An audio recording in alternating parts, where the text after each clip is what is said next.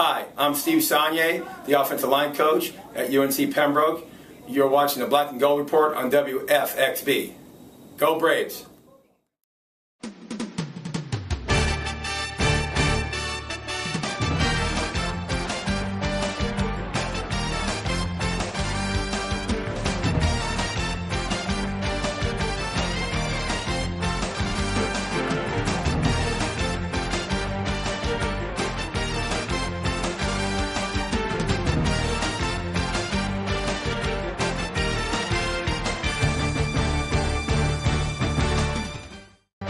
Welcome, ladies and gentlemen, to this week's edition of the Black and Gold Report, a show all about UNC Pembroke athletics.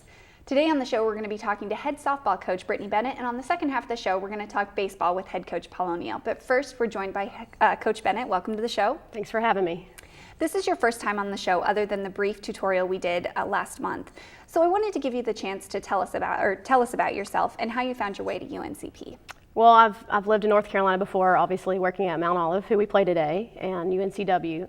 I really like North Carolina. I'm from Texas, and it reminds me the most of Texas when I've traveled all on the East Coast. It really feels like home, and when I came here on my interview, I knew this is a place I needed to be. Well, not only are you a new head coach, but you spent the fall season in search for an assistant coach. You found in former UNCP basketball and softball standout Kristen Hobbs. What does she bring to your team, and how has her transition from player, including being a former teammate to some of your juniors and seniors, to now coach been over the last few months? Well, I have nothing but smiles for Coach Hobbs. She has just been really a light in my life in the last probably 2.5, 3 weeks. I don't think there's really a question of her being a former teammate to some of our current student athletes. I think when you draw the line up front and say, hey guys, this is what we're doing, this is who's going to be on staff, they're treating her very well, she's fitting in quite well, and I don't think that's been much of a transition for her as she serves as a GA here previously. But I'm so happy to have her. She makes my life much better.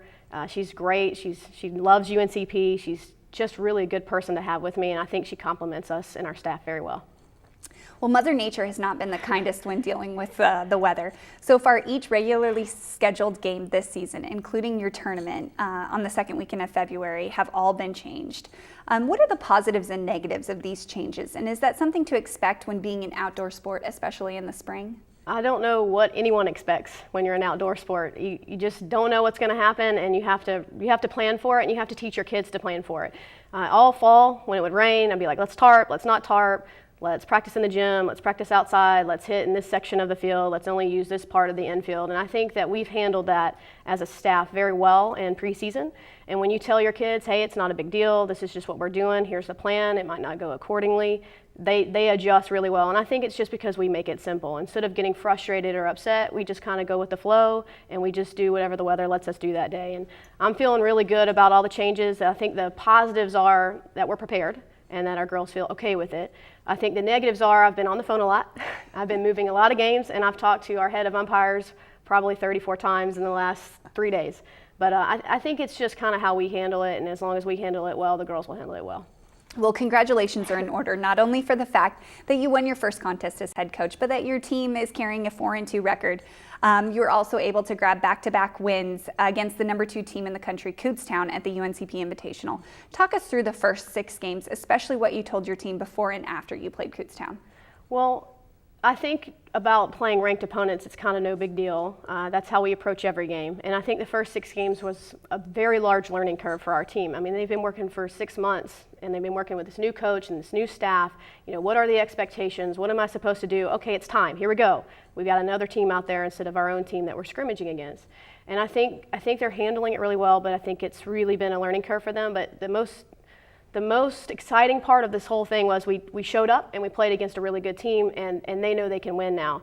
I think anytime that you can play a good team in preseason to prepare for the Peach Belt, we're in good shape. So the 6 games were just a learning curve and just really trying to figure out who we were and how we're going to shake the lineup up and who's going to be in it and who's not going to be in it. We'll continue to do that until March. But, you know, it's exciting to win. It's exciting to have that on your record and exciting to win your first game.